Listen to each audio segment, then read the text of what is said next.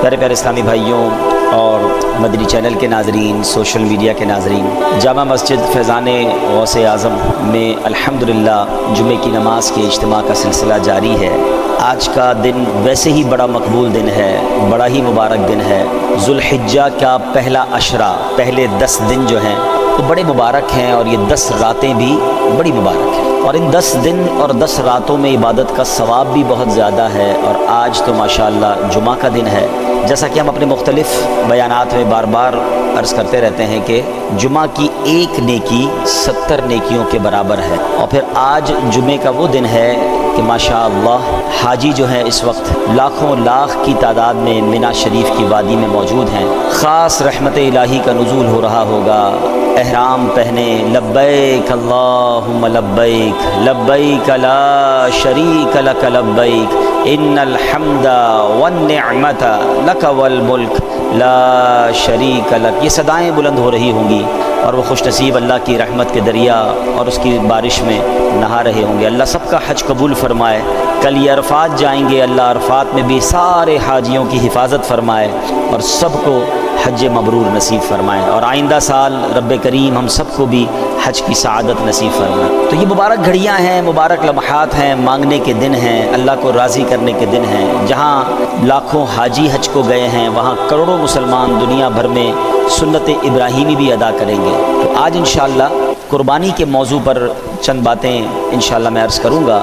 یہ واقعہ قربانی بھی سنیں گے، اور پھر قربانی کے کچھ احکام بھی ہم سمجھنے کی کوشش کریں گے۔ مگر اس سے پہلے درود پاک کی فضیلت پر بڑی پیاری حدیث پاک، سرکار مدینہ راحت قلب و سینہ، صاحب معطر پسینہ صلی اللہ تعالیٰ علیہ وسلم کا فرمان عافیت نشان ہے: اے لوگو بے شک بروز قیامت اس کی دہشتوں اور حساب کتاب سے جلد نجات پانے والا شخص وہ ہوگا جس نے تم میں سے مجھ پر دنیا کے اندر بکثرت درود شریف پڑھے ہوں گے۔ یعنی قیامت کے دن جلدی فارغ، جلدی مشکل سے نکلنے والا، ڈیفیکلٹی سے جان چھوٹ جائے گی جس نے دنیا میں کثرت سے درود پاک پڑھے ہوں گے۔ اور ہم الحمدللہ ہر جمعے ہی تقریباً یہ حدیث پاک سنتے ہیں کہ جس کا مضمون ہے کہ جو کوئی شخص جمعہ کے دن 200 بار درود پاک پڑھے، حدیث پاک کے مضمون کے مطابق اس کے 200 برس کے گناہ معاف کر دیے جاتے ہیں۔ تو یہ خاص دن ہے، خاص گھڑیاں ہیں، کثرت سے درود پاک پڑھتے رہا کریں۔ آئیے مل کر محبت کے ساتھ بآواز بلند درود پاک پڑھ لیں۔ صلو علی الحبیب صلی اللہ تعالی علی محمد صلی اللہ علیہ وسلم۔ آج 8 ذوالحجہ مکہ پاک میں، ہمارے یہاں تو آج 7 ہے، مگر وہاں 8 ذوالحجہ ہے۔ آج سے 5000 سال کم و بیش، بلکہ اس سے بھی زیادہ سالوں پہلے 8 ذوالحجہ کا ہی دن تھا، بلکہ 7 اور 8 کی درمیانی رات کہ اللہ کے خلیل حضرت ابراہیم علیہ نبینا علیہ الصلوۃ والسلام نے خواب دیکھا، اور خواب میں کوئی کہنے والا کہہ رہا تھا کہ اپنے بچے کو ذبح کرو۔ اب آپ بیدار ہوئے اور آپ سوچنے لگے کہ یہ اللہ کی طرف سے خواب ہے یا شیطان کی طرف سے کوئی اشارہ ہے۔ آپ ہیزیٹیٹ تھے، آپ کنفیوز تھے، سوچ و بچار کر رہے تھے۔ یوم الترویہ کہا جاتا ہے 8 ذوالحجہ کو۔ ترویہ کے معنی ہے سوچ و بچار، سوچ و بچار کا دن۔ 8 ذوالحجہ حضرت ابراہیم علیہ السلام سوچ بچار میں رہے، اس لیے اس کو یوم الترویہ کہا جاتا ہے۔ پھر 8 اور 9 کی رات، یعنی جس کو 9ویں رات کہتے ہیں، حضرت ابراہیم علیہ السلام نے پھر خواب دیکھا۔ پھر آپ کو خواب میں یہی بتایا گیا کہ آپ نے اپنے بیٹے کو ذبح کرنا۔ اب آپ نے پہچان لیا کہ یہ اللہ کی طرف سے حکم ہے، یہ آرڈر اللہ کی طرف سے آیا ہے۔ اس لیے 9 ذوالحجہ کو یوم عرفہ کہا جاتا ہے۔ عرفہ کے معنی ہے پہچاننا، یعنی پہچاننے کا دن۔ لوگ حاجی 9 ذوالحجہ کو یوم عرفات میں جاتے ہیں، ہم یوم عرفہ کہتے ہیں۔ ایکچولی اس نام کی وجہ یہ ہے کہ حضرت ابراہیم علیہ السلام اس دن پہچان گئے کہ یہ اللہ کا حکم ہے۔ اور 10 ذوالحجہ کو یوم النحر کہا جاتا ہے، ذبح کا دن۔ تو یہ اس لیے کہا جاتا ہے کہ حضرت ابراہیم علیہ السلام نے اس دن حضرت اسماعیل علیہ السلام کو ذبح کرنے کا ارادہ کر لیا، اور آپ چل پڑے ذبح کرنے کے لیے، اس لیے اس کو یوم النحر کہا جاتا ہے۔ ٹھیک ہے، پہلے یہ بات یاد رکھیے۔ اچھا، یہاں ایک میں شرعی مسئلہ بیان کر دوں کہ اگر آج کسی کو خواب میں کوئی ایسی بات آ جائے کہ اپنا بیٹا ذبح کر دیں یا فلاں چیز قربان کر دیں یا فلاں، یعنی یاد رکھیے ہم عام انسانوں کا خواب حجت اور دلیل نہیں ہوتی ہے۔ ہم میں سے کوئی بھی ایسا خواب دیکھ کر کوئی بھی ایسا کام کرے گا وہ گناہگار ہوگا۔ انبیاء کے خواب وحی ہوتے ہیں، ہمیں خواب میں کچھ بھی دکھ جائے، کوئی بھی آ کر کہہ دے، اگر وہ حکم شریعت سے ٹکراتا ہے تو ہم خواب پر عمل نہیں کریں گے، ٹھیک ہے نا۔ مثال کے طور پہ کسی کو اس کی مرحوم والدہ خواب میں آ جائیں اور وہ خواب میں آ کر کہیں کہ بیٹا نماز پڑھو، تو اچھی بات ہے بھائی نماز پڑھے، صدقہ و خیرات دو، اچھی بات ہے، خواب میں آیا چلے دے دیں۔ ماں خواب میں آ کر یہ بولے بیٹا نماز نہ پڑھو، تو اب خواب نہیں مانیں گے۔ ہو سکتا ہے میں نے دیکھا کچھ تھا، سمجھا کچھ تھا، خواب میں تو ویسے بھی بہت ساری چیزیں دیکھ رہے ہوتے ہیں جو ہمیں بعد میں اٹھ کے سمجھ نہیں آ رہی تھی کیسے ہو سکتا ہے، تو آپ بات سمجھ رہے ہیں۔ تو اس واقعے کے بعد کوئی شیطان ہے نا، کسی کے دماغ میں یہ بات ڈال دے کہ جب حضرت ابراہیم کو خواب آیا تھا وہ بھی چلے بیٹا ذبح کرنے، ہم بھی چلتے ہیں۔ ایسا ہم انسانوں کے لیے، عام مسلمانوں کے لیے ایسا نہیں ہوتا، یہ بات سمجھ لیجیے۔ اچھا اب ذرا سمجھیے گا، یہ کوئی چھوٹی قربانی نہیں تھی اور یہ پہلی قربانی بھی نہیں تھی۔ حضرت ابراہیم علیہ السلام کی سیرت میں اتنی قربانیاں ہیں اور ایسی قربانیاں ہیں کہ عقلیں حیران ہو جاتی ہیں۔ سب سے پہلے یہ سمجھنا ہوگا کہ حضرت ابراہیم علیہ السلام کو حضرت اسماعیل علیہ السلام ملے کیسے؟ آپ کے بیٹے ہیں نا، آپ کو پتہ ہی کتنی ایج میں حضرت اسماعیل علیہ السلام پیدا ہوئے۔ حضرت ابراہیم علیہ السلام کی عمر ہو گئی تھی 99 سال، وہ 99 سال کی عمر تک دعائیں کرتے رہے، یا اللہ بیٹا دے دے، یا اللہ بیٹا دے دے، اور دعا کیا ہوتی تھی؟ اسمع یا ایل، اسمع یا ایل۔ اس کے معنی کیا ہے؟ عربی زبان کا لفظ ہے اسمع، تو معنی بنے اے اللہ سن لے، اسمع معنی سن لے، اور ایل کے معنی یہ عبرانی زبان کا لفظ ہے، اس کے معنی ہے پروردگار، خدا، یعنی اے میرے رب، اے میرے پروردگار میری دعا سن لے، یہ پکارا کرتے تھے۔ اور تمنا کیا تھی؟ کہ اللہ مجھے بیٹا دے دے۔ 99 ایئرز کی ایج میں جا کے بیٹا ملا۔ اب یہاں ایک بات سیکھنے والی ہے، حضرت ابراہیم کون ہے؟ خلیل اللہ ہے۔ خلیل کس کو کہتے ہیں؟ دوست کو، اللہ کے دوست۔ اور سرکار دو عالم صلی اللہ تعالی علیہ وسلم کے بعد اگر کائنات میں کوئی سب سے عظیم ہستی ہے، سب سے بڑی ہستی اگر نبی پاک کے بعد کوئی ہے تو وہ حضرت ابراہیم علیہ السلام۔ اتنا بڑا مرتبہ ہے اور اللہ کے دوست بھی ہیں اور اتنی دعائیں، مگر بیٹا نہیں ملا 99 سال تک۔ مجھے اور آپ کو کیا سیکھنے کو ملا؟ کہ جناب اللہ سے دعا مانگنی ہے مگر رب سے ناراض نہیں ہو جانا ہے، مایوس نہیں ہو جانا ہے، اگر نہیں مل رہا تو بھی راضی رہنا ہے۔ ہمارا پرابلم کیا ہے؟ 2 4 6 مہینے کوئی دعا کریں کام نہ ہو، ہیں یار دعا کرتا ہوں قبول ہی نہیں ہو رہی، مکے جا کے دعا کی پھر بھی قبول نہیں ہوئی، مدینہ شریف جا کے دعا کی پھر قبول نہیں ہوئی، فلاں بزرگ سے دعا کرائی پھر قبول نہیں ہوئی، لوگ کہتے ہیں جمعے کے خطبے کے درمیان دعا کرو، کتنے جمعوں سے دعا کر رہا ہوں قبول نہیں ہوئی۔ اللہ سے ہی شکوا ہے، اللہ سے ہی بھروسہ اٹھنا شروع ہو جاتا ہے، نہیں بھائی کچھ نہیں ہوتا، سنائی ہے دعا قبول نہیں ہوتی۔ وہ اللہ کے خلیل ہیں اور 99 سال تک دعائیں کر رہے ہیں۔ کون ہے میرے اور آپ کے درمیان جو 99 سال سے دعائیں کر رہا ہے؟ اب اس پہ سیکھنے کو پتہ کیا ملتا ہے ان واقعات سے؟ کہ ہمیں اپنے رب سے مایوس نہیں ہونا، پہلے یہ بھروسہ کر لو نا کہ اللہ میرے لیے بہترین فیصلہ کرنے والا۔ ہم سب کی ماں، سب سے زیادہ پیار ہم سے کون کرتا ہے؟ ماں کرتی ہے نا۔ ماں کے دل میں ممتا ڈالنے والا کون ہے؟ یعنی میری ماں مجھ سے پیار کرے، یہ خیال اس کے دل میں ڈالنے والا کون ہے؟ اللہ نہ ڈالتا تو ماں پوچھتی بھی نا ہے۔ ذرا آپ سوچیے، صرف ماں، انسانوں کی ماں کے دل میں رب نے نہیں ڈالا، یہ جتنے جانور ہیں ان کی ماں بھی اپنے بچوں سے ویسے ہی پیار کرتی ہے، جان دے دیتی ہے، لڑنے آ جاتی ہے، چاہے وہ بلی ہو، کتا، جو بھی جانور ہو، بچے کے لیے جانور بھی جان دینے کے لیے تیار ہو جاتے۔ کیوں؟ یہ اللہ نے خیال ڈالا ہے۔ اور اگر اچھا اب اس کی لاجک سمجھیں، اے ہائے میرے رب کی شان دیکھو، جب ہم پیدا ہوتے ہیں، ہم پیدا ہوں یا جانور کے یہاں بچہ پیدا ہو، کیسا ہوتا ہے؟ نازک سا، اس کی نہ ہمت نہ طاقت نہ چلنے جیسا قابل۔ اگر ماں باپ بچہ پیدا کرنے کے بعد بچے سے محبت ہی نہ کریں، خیال ہی نہ کریں، تو بچہ تو مر جائے گا نا، اس کو تو خادم چاہیے۔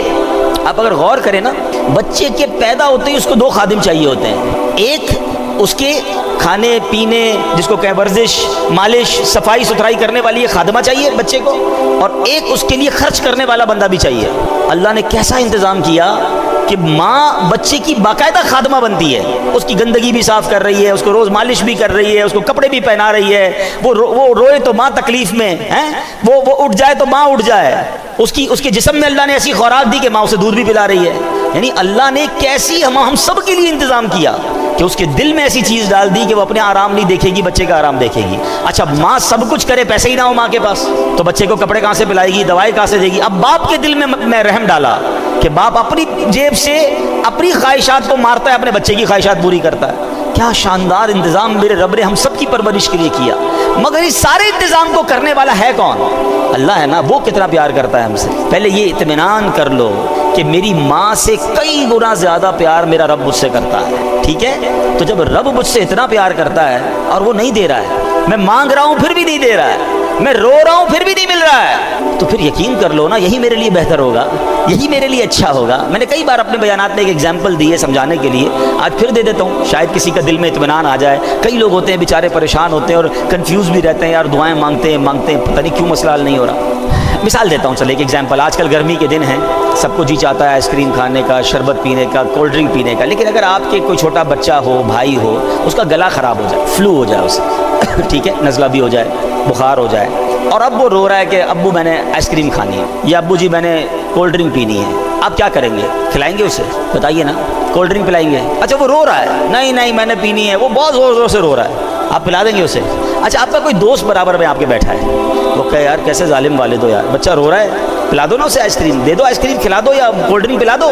آپ ایک جواب دیں گے، میں والد ہوں، مجھے پتا ہے میرے بچے کو کب کیا دینا ہے، ابھی دوں گا بیمار ہو جائے گا، ابھی دوں گا اس کا گلا اور خراب ہو جائے گا، اس کو رونے دو، اس کو نہ دینا اس کے لیے اچھا ہے۔ ایسا ہی ہے نا؟ اب ذرا دل کے کانوں سے میرا جملہ سننا، آپ والد ہیں، آپ کو پتا ہے بچے کو کب کیا دینا ہے، میرے خالق کو نہیں پتا مجھے کب کیا دینا ہے؟ بات اگر یہ سمجھ آ گئی نا جس دن کہ میں رو رہا ہوں وہ نہیں دے رہا، میں تڑپ رہا ہوں وہ نہیں دے رہا، میں گڑ گڑا رہا ہوں وہ نہیں دے رہا، اب بندہ سمجھ جائے یہی میرے لیے بہتر، میرا رب بہترین فیصلہ کرنے والا ہے، میری ماں سے زیادہ جب چاہنے والا ہے تو ڈیسیژن بھی بہترین ہوگا نا۔ اور ایسا لکھا کتابوں میں، روایتوں میں یہ مضمون ہے، کسی کا غریب رہنا اس کے لیے اچھا ہے اور کسی کا امیر بننا اس کے ایمان کے لیے اچھا ہے، کیونکہ اگر اس کو غریب کو امیر بنا دیا جاتا تو وہ پیسے کے اندر ایسا گم ہو جاتا کہ آگے جا کے اس کا ایمان بھی برباد ہو جانا تھا۔ تو رب جانتا ہے کہ اس کا غریب رہنا بہتر ہے، کسی کو امیر بنایا اس کے لیے دنیا اور آخرت کے امیر رہنا اچھا تھا، غربت ہوتی تو کہیں یہ کفر کر لیتا، تو ہمیں نہیں پتا ہوتا، یہ اللہ کی تقسیم ہے، کوئی صحت مند رہتا ہے، کوئی بیمار رہتا ہے، کوئی خوش رہتا ہے، کوئی پریشان رہتا ہے، ارے یہ رب کے فیصلے ہیں، وہ ہم سے بہتر جاننے والا ہے۔ اور بعض اوقات جب نہیں ملتا نا اور اس کے کچھ عرصے بعد ملتا ہے تو عقل حیران ہو جاتی ہے کہ واقعی کمال فیصلہ تھا، یہی میرے لیے بہتر تھا۔ بے اولاد روتے ہیں اولاد نہیں مل رہی ہیں، در در جاتے ہیں دعائیں کرتے نہیں ملتی اولاد، کیا پتہ ایسی اولاد لکھی ہو اس کے نصیب میں کہ جو بڑے ہو کر ماں باپ کو مار کے گھر سے ہی نکالنا تھا۔ ہم نہیں سنتے بعض اوقات ماں باپ کہتے تو پیدا ہی نہ ہوتا تو اچھا تھا، اتنا بچہ تنگ کرتا ہے، تو یہ اللہ کے فیصلے ہیں۔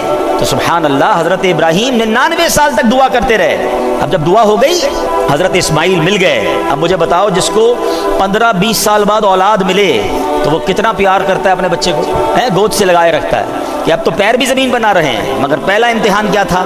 اس دودھ پیتے بچے اور اس کی ماں کو ایک ایسے صحرا میں چھوڑ کر آ جاؤ کہ جہاں کوئی آبادی نہیں ہے۔ آپ امیجن کر سکتے ہیں کہ آپ اپنی زوجہ اور اپنے بچے کو کسی میدان میں ریگستان میں چھوڑ کر آ جائیں، اور وہ بھی وہ بچہ جو اتنی دعاؤں کے بعد ملا ہو، مگر اللہ کا حکم تھا آپ چھوڑ کر آ گئے۔ وہ واقعہ طویل ہے، پھر کسی دن اس کو ڈسکس کریں گے۔ آپ نے سنا ہوگا کہ کس طرح بی بی ہاجرہ جو ہے صفا مروہ کے درمیان دوڑی، کس طرح حضرت اسماعیل کے قدموں سے زمزم جاری ہوا اور پھر کس طرح مکہ آباد ہوا، سبحان اللہ۔ مگر پہلے قربانی تو سوچو کیسی تھی کہ ماں ہے، بچہ ہے، تھوڑا سا پانی اور کھانا ہے اور وہ ختم ہو گیا، اور اب کچھ نہیں ہے مگر اللہ پر بھروسہ ہے۔ اس خاندان کی قربانیاں تو سوچو۔ پھر اللہ نے حضرت ابراہیم اور حضرت اسماعیل سے کعبے کی تعمیر کروائی، وہ مقام ابراہیم جس پر کھڑے ہو کر حضرت ابراہیم نے کعبے کی تعمیر کی۔ سبحان اللہ، یہ کیسا اللہ کے نبی کا معجزہ ہے کہ 5000 سال سے زیادہ عرصہ گزر چکا ہے، جو مکے گئے ہیں انہیں پتا ہے کہ آج بھی اپنی آنکھوں سے حضرت ابراہیم کے قدموں کے نشان ہم دیکھتے ہیں، اور وہ پتھر ویسے ہی سلامت ہے۔ دنیا میں کوئی پرانی سے پرانی عمارت 700 800 1000 سال کے بعد ختم ہو جاتی ہے، گر جاتی ہے، نام و نشان مٹ جاتا ہے۔ یہ 5000 سال سے زیادہ عرصہ ہو گیا ہے، یہ پتھر کھلے آسمان تلے موجود رہا۔ علماء کہتے ہیں کہ ہزاروں بارشیں دیکھی، ہزاروں آندھیاں دیکھی، ہزاروں موسم کی تبدیلیاں دیکھی، مگر حضرت ابراہیم کے قدموں کے نشان ویسے کے ویسے موجود ہیں۔ اور قرآن میں رب نے فرمایا وَاتَّخِذُوا مِن مَقَامِ إِبْرَاهِيمَ مُصَلًّى، اور ابراہیم کے کھڑے ہونے کی جگہ کو اپنے لیے نماز کی جگہ بنا لو۔ اللہ اکبر، یہ مقام ہے حضرت ابراہیم، حضرت اسماعیل اور بی بی ہاجرہ رضی اللہ تعالیٰ عنہا کا۔ لیکن ایک امتحان نہیں تھا، اب یہ والا امتحان جو میں نے آپ کو خواب سنایا کہ اپنے بیٹے کو ذبح کرو۔ اچھا، اب حضرت ابراہیم علیہ السلام نے اپنی زوجہ سے کہا کہ بیٹے کو تیار کر دو، حضرت اسماعیل کو تیار کیا، اور اب کمال یہ ہے کہ چلے قربان کرنے۔ جب قربان کرنے چلے تو شیطان کب یہ چاہتا کہ اتنی بڑی قربانی، اتنا بڑا جناب ثواب حضرت ابراہیم کما لیں گے، تو شیطان پہلے حضرت ابراہیم کے پاس آیا انسانی شکل میں، اے ابراہیم کہاں چلے ہیں؟ کہا بیٹے کو لے کے جا رہا ہوں. کہا مجھے پتہ ہے آپ ذبح کرنے جا رہے ہیں. حضرت ابراہیم نے کہا کیا بیٹے کو باپ ذبح کرتا ہے؟ کہا مجھے پتہ ہے آپ کو اللہ کا حکم ملا ہے. آپ نے فرمایا پھر اللہ کا حکم ہے تو میں اس پر راضی ہوں. شیطان مردود وہاں سے جا کر حضرت بی بی ہاجرہ کے پاس جاتا ہے. اب ماں کتنا پیار کرتی ہے بچے سے, وہ بھی بچہ وہ جو اتنی دعاؤں کے بعد ملا ہو. آپ کو پتہ ہے حضرت اسماعیل کی عمر کتنی تھی اس وقت؟ ایک روایت کے مطابق 7 سال اور ایک روایت کے مطابق 13 سال. کیا عمر ہوتی ہے یہ؟ حضرت ہاجرہ کے پاس جا کر کہتا ہے اے ہاجرہ تمہیں پتہ ہے تمہارے شوہر بیٹے کو کہاں لے جا رہے ہیں؟ کہاں لے جا رہے ہیں؟ کہا ذبح کرنے لے جا رہے ہیں. کہا کیا باپ بیٹے کو ذبح کرتا ہے؟ کہا ہاں اس لیے ذبح کر رہے ہیں کہ اللہ کا حکم ہے. بی بی ہاجرہ کہتی ہے اگر میرے رب کا حکم ہے تو پھر ہم راضی ہیں. کیا گھرانہ ہے یہ. اب حضرت اسماعیل کے پاس چلا گیا شیطان, چھوٹی عمر ہے. کیا ہے بیٹے تمہیں پتہ ہے تمہارے والد کہاں لے جا رہے ہیں؟ کہ کہاں لے جا رہے ہیں؟ میرے والد تو کہیں مجھے کسی سے ملانے لے جا رہے ہیں, تیار کروایا تھا نا. کہ نہیں تمہیں ذبح کرنے لے جا رہے ہیں. کہتے ہیں کیا باپ بیٹے کو ذبح کرتا ہے؟ کہاں اس لیے ذبح کر رہے ہیں کہ تمہارے رب کو اللہ کا حکم ہے. حضرت اسماعیل کہتے ہیں رب کا حکم ہے تو پھر میں بھی راضی ہوں. یہ لوگ تھے. ہاں اب کمال یہ ہے کہ اب حضرت ابراہیم علیہ السلام کو جب وہ سامنے آیا نا شیطان, تو فرشتوں نے کہا اس کو کنکر مارے. آپ نے ایک بار کنکر مارے, تھوڑا آگے گئے فرشتے نے کہا پھر کنکر مارے, آپ نے پھر پتھر مارے, پھر آگے گئے پھر کنکر مارے. یہ جو آج حاجی جمرات کی رمی کرتے ہیں شیطان کو کنکر مارتے ہیں, اللہ نے حضرت ابراہیم خلیل اللہ اپنے خلیل کی وہ ادا ایسے باقی رکھی ہے کہ جب تک شیطان کو کنکر نہیں ماریں گے حاجیوں کا واجب ادا نہیں ہوگا. اللہ اکبر. پتہ چلا کہ رب نے اپنے پیارے کی ادا کو کیسے باقی رکھا ہے. اچھا اب جناب کیا ہوا, حضرت ابراہیم علیہ السلام نے تو ایک اور کمال یہ کیا کہ اپنے بیٹے سے پھر مشورہ بھی کر لیا. اور یہ جو کانورزیشن ہے, یہ جو بات چیت ہے باپ بیٹے میں, اللہ نے اس کو قرآن میں ذکر کیا ہے. حضرت ابراہیم علیہ السلام اپنے بیٹے سے پوچھتے ہیں یا بنیا انی ارا فی المنام انی اذبحک فانظر ماذا تری. وہ کہتے ہیں کہ اے میرے بیٹے میں نے خواب دیکھا کہ میں تجھے ذبح کرتا ہوں, اب تو دیکھ تیری کیا رائے ہے. بیٹا تو بتا تیری کیا رائے ہے. پوچھ لیا آپ نے ڈائریکٹ. اب حضرت اسماعیل کا ذرا جواب سنیں, کیسا بیٹا ہے یہ, کیسی تربیت ہے. حضرت اسماعیل کہتے ہیں یا ابت افعل ما تؤمر, اے میرے والد کیجئے جس کا آپ کو حکم ہے. ستجدونی انشاء اللہ من الصابرین, خدا نے چاہا تو قریب ہے آپ مجھے صابر یعنی صبر کرنے والا پائیں گے. اللہ اکبر. اب حضرت اسماعیل نے بڑی انوکھی بات کی حضرت ابراہیم سے. کہتے ہیں بابا جان ایک کام کیجئے گا, ذرا چھری کو تیز کر دیجئے تاکہ مجھے ذبح ہوتے ہوئے تکلیف کم ہو. مجھے اچھی طرح رسیوں سے باندھ دیجئے گا تاکہ میں زیادہ ہلوں تو میرے خون کے چھینٹے کہیں آپ کے کپڑوں پر نہ پڑ جائیں. اے بابا جان مجھے سیدھا نہیں, مجھے الٹا چہرے کے بر لٹا دیجئے گا, پیشانی کے بل لٹائیے گا کیونکہ میرا چہرہ آپ کو دیکھنا نہ پڑے. اور جب مجھے ذبح کر لیں تو میرا یہ جو لباس ہے نا یہ میری ماں بی بی ہاجرہ کو دے دیجئے گا تاکہ ان کو کچھ تسلی ہو جائے. آپ سوچ سکتے ہیں یہ باپ بیٹے کی کانورسیشن, یہ کیسی قربانی تھی. اور ایسے ہی ہوا, حضرت ابراہیم علیہ السلام نے اپنے بیٹے کو رسیوں سے باندھ دیا, چھری کو تیز بھی کر لیا, پیشانی کے بل بھی لٹا دیا, اور سبحان اللہ اپنے حکم, آپ کے لیے جو حکم تھا, آپ کا جو کام تھا, جو بندگی تھی آپ نے کر دی. وہ تو کر چکے جو کرنی بشر کی ہے, آپ نے چھری کو پھرا دیا. مگر سبحان اللہ میرا رب چاہے تو چھری بھی کام نہ کرے نا, چھری نے کاٹا نہیں. یہاں یہ بات بھی سمجھنی ہے. حضرت ابراہیمی کے 2 واقعات ہیں جو پھر ہمیں توکل سکھاتے ہیں. آپ وہ واقعہ پھر کبھی ڈسکس کریں گے, لیکن ماشاءاللہ آپ نے سنا ہوگا, ہم نے پہلے بھی یہاں بیان کیا ہے کہ حضرت ابراہیم علیہ السلام کو نمرود نے ایک آگ لگائی تھی جس میں ڈالا گیا تھا. آگ کا کام کیا ہے بتاؤ نا, جلانا ہے نا. آگ نے جلایا نہیں نا. کیا ہوا, اتنی بڑی آگ تھی, آپ کو تھرو کر دیا گیا آگ میں, اور 1-2 منٹ نہیں, آپ ایک روایت کے مطابق 7 دن اور ایک روایت کے مطابق 40 دن اس آگ میں رہے, مگر آپ کا بال بھی بیکا نہیں ہوا. تو پتہ کیا چلا کہ آگ کا کام جلانا ہے, مگر رب چاہے تو آگ نہیں جلائے گی. چھری کا کام کاٹنا ہے, مگر میرا رب چاہے تو پھرا دے کوئی چھری, مگر چھری نے کاٹنا نہیں ہے.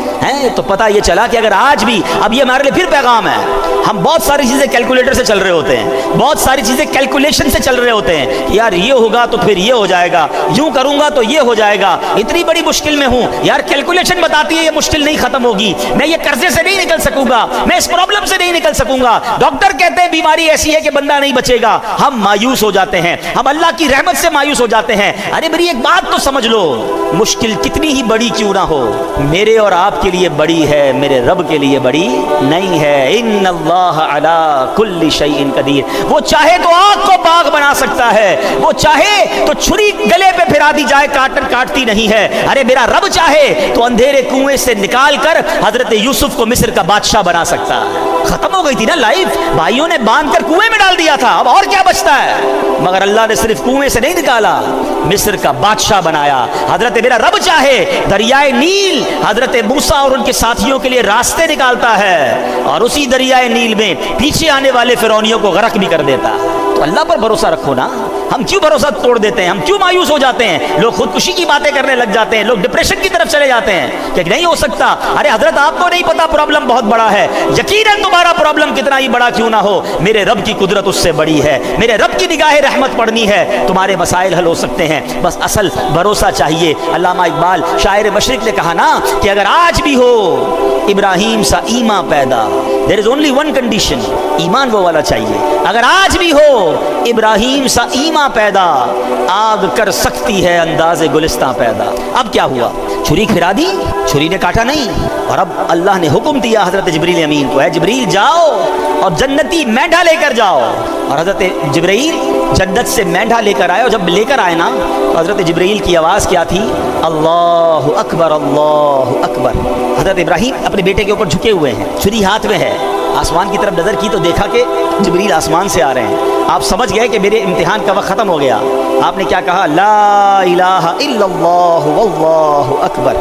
हजरत इस्माइल जो नीचे लेटे हुए थे वो भी समझ गए, जब तकबीर की आवाज़ें सुनी तो समझ गए कि इम्तिहान पूरा हो गया। कहते हैं अल्लाहु अकबर वलिल्लाहिल हम्द। ये जो ईद के दिन तस्बीह पढ़ते हैं ना, इसका ज़रा सिनेरियो समझिए, इसका पस मंज़र और बैकग्राउंड समझिए, ये कितनी मुबारक तस्बीह है कि इसके शुरू के अल्फाज हजरत जिब्रील की ज़बान से निकले हैं, उसके दरमियान के अल्फाज हजरत इब्राहिम की आवाज़ में निकले हैं, और आखिरी अल्फाज हजरत इस्माइल की ज़बान से निकले हैं। हम तो तस्बीह नॉर्मली पढ़ लेते हैं, मगर उस सिनेरियो को, उस कुर्बानी को, उस अजीम वाक़े को तो याद किया करो। बल्कि मेरे प्यारे इस्लामी भाइयों, इस बयान को, इस वाक़े को अपने बच्चों को सुनाएं। आज हमारे सामने तो हमने अपने कुर्बानी को एक फेस्टिवल बना दिया है। जनाब जानवर आ रहे हैं, तस्वीरें खींच रही हैं, हम घुमा रहे हैं, फिरा रहे हैं, और ज़िबा के बाद जनाब फिर उसकी बारबेक्यू पार्टियां होंगी। कौन बताएगा बच्चों को, कौन याद करेगा उस कुर्बानी को? अरे सोचो तो सही, 99 साल की दुआओं के बाद बेटा मिला था और उसको ज़िबा करने चले थे, हमें कहा गया सिर्फ जानवर कुर्बान कर दो। जरा सोचिए अगर हमसे कह दिया जाए कि कम से कम जिंदगी में एक बार सब अपना अपना बच्चा ज़िबा करो,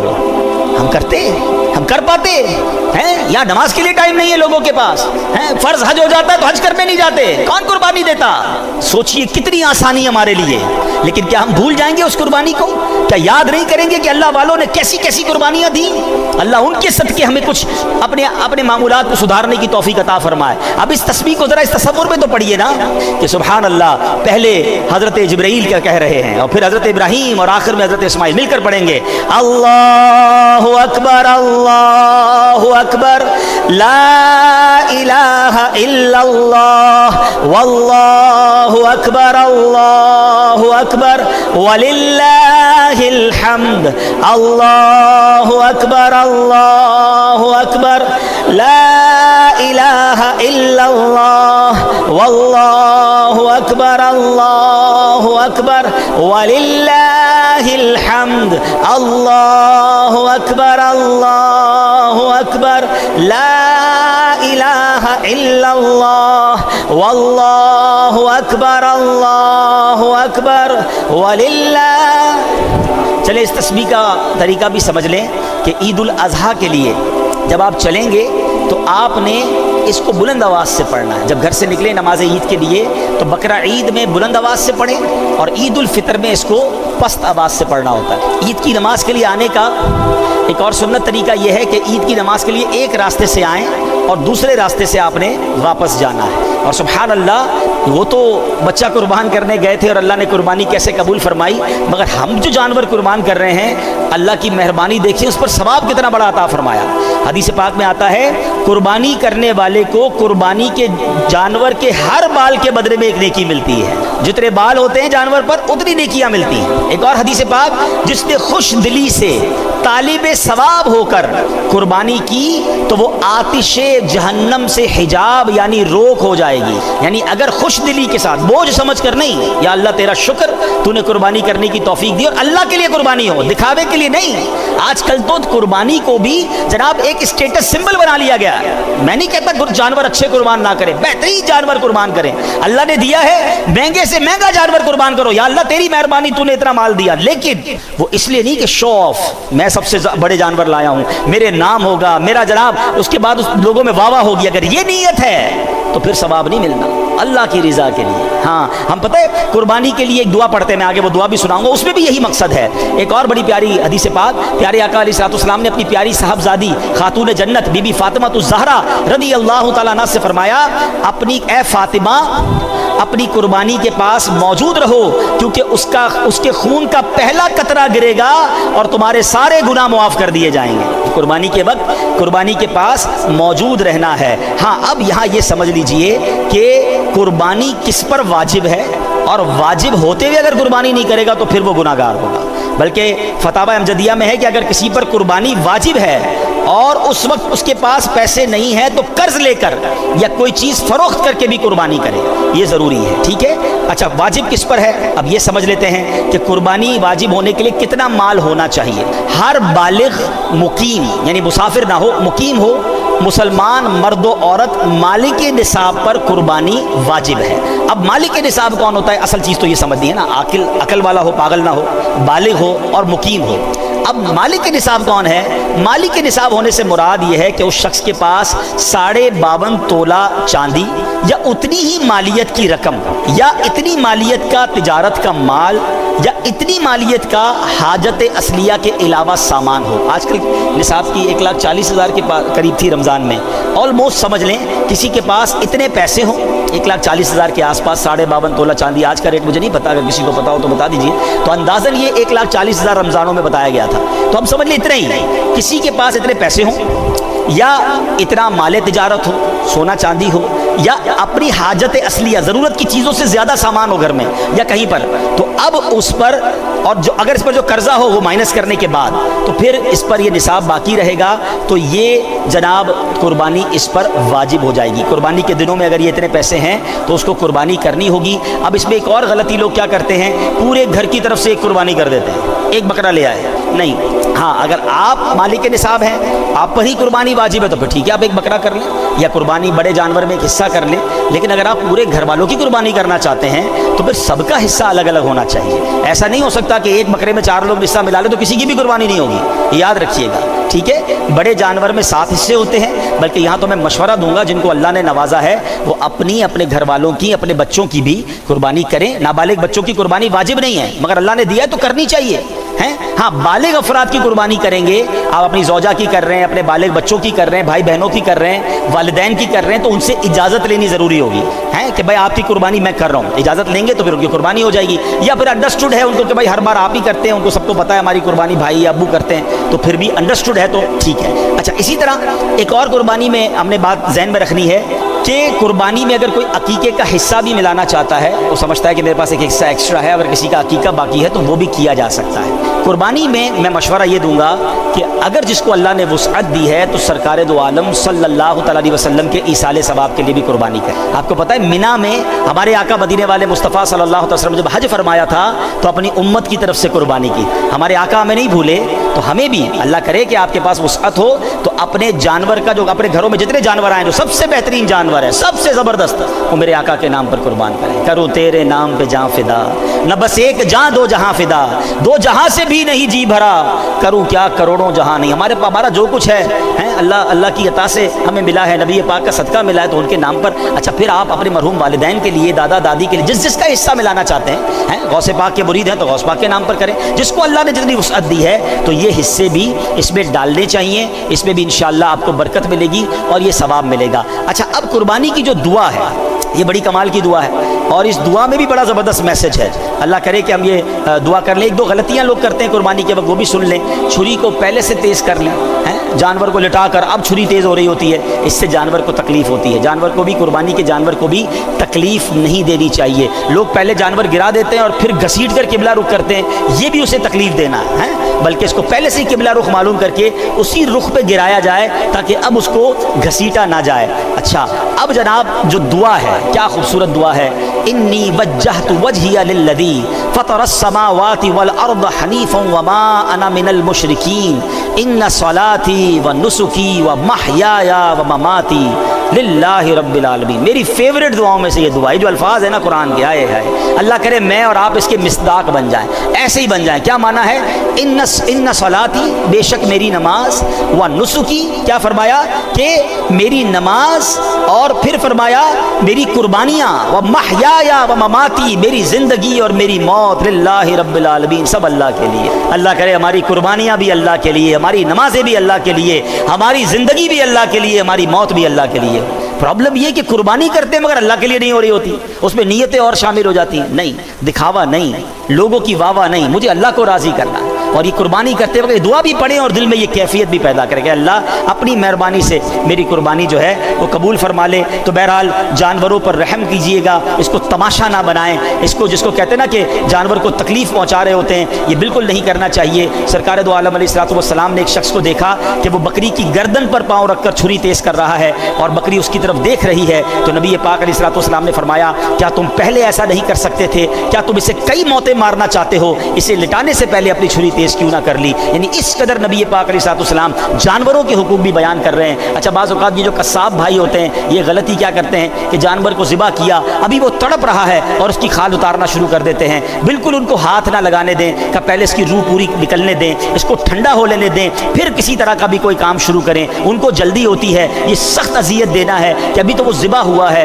اس کو ٹھنڈا ہو لینے دیں۔ جب بالکل آپ کو لگے کہ اس کی روح نکل گئی ہے، وہ ٹھنڈا ہو گیا ہے، اب اس کو ذرا اس کا جو بھی گوشت وغیرہ یا کھال وغیرہ پر کام کرنا ہے وہ کریں۔ تو یہ بھی آپ نے قصاب سے یہ معاملہ کرنا ہے۔ آخری بات کہہ دوں، جو ایک بڑی غلطی لوگ کرتے ہیں کہ جب جانور کو ذبح کرتے ہیں، یاد رکھیے جانور کو ذبح کرتے وقت جو بھی ذبح کرے گا اسے بلند آواز سے بسم اللہ اللہ اکبر پڑھنا ہے۔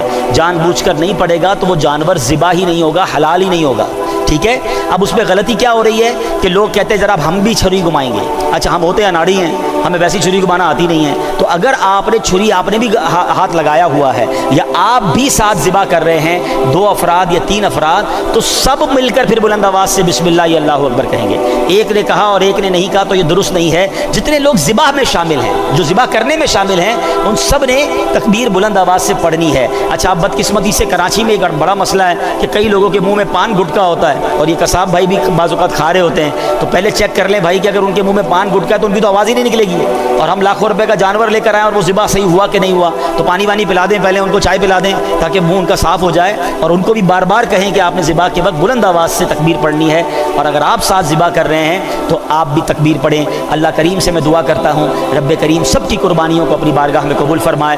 آخر میں عرض یہ ہے، قربانی ضرور کیجئے، اللہ کے لیے کیجئے، مگر اپنی قربانی کی کھالیں، دعوت اسلامی کو دیں۔ دعوت اسلامی جو دنیا بھر میں دین متین کی خدمت کر رہی ہے، لاکھوں لاکھ حافظ اور علماء بنا رہی ہے، تو اس بار اپنی قربانی کی کھالیں، دعوت اسلامی کو دیں۔ آپ کی مسجد کے باہر بھی امید ہے اسٹال لگے گا، اور آپ اپنے یہاں کے ذمہ داران سے فون نمبر بھی لے سکتے ہیں۔ آپ کو انشاءاللہ کال کریں گے تو کال پر بھی انشاءاللہ ہمارے اسلامی بھائی آ کر آپ کو کھالے اٹھا لیں گے۔ بہتر تو یہ ہے کہ آپ اپنی گاڑی میں شاپر میں کھال وغیرہ رکھ کے خود ہی یہاں مسجد کے اسٹال تک پہنچا دیں۔ ایک آخری بات اور کر لیتا ہوں کہ دیکھیں لاکھوں روپے کی قربانی کرتے ہیں تو چند 100 روپے خرچ کر کے، 1-2 ہزار روپے خرچ کر کے اس کی صفائی بھی کروا لیں۔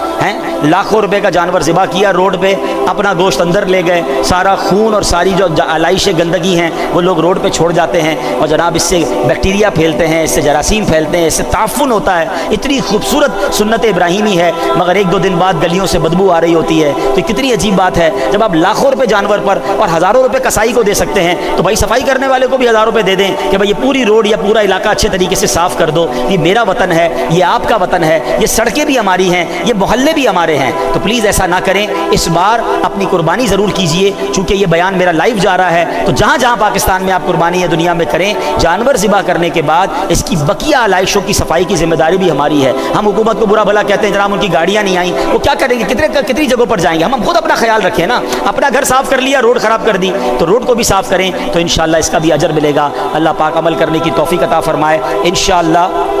جی آج جو ہم نے نصاب کی بات کی تو 1,47,000 روپے یہ نصاب کی اماؤنٹ ہے آج کے حساب سے، تو 147 کی اماؤنٹ کسی کے پاس ہے، یا حاجت اصلیہ سے زیادہ سامان ہے، یا مال تجارت ہے، یا کیش ہے، یا سونا چاندی ہے، تو اس پر قربانی واجب ہے، اس کو قربانی کرنی چاہیے۔ صلو علی الحبیب صلی اللہ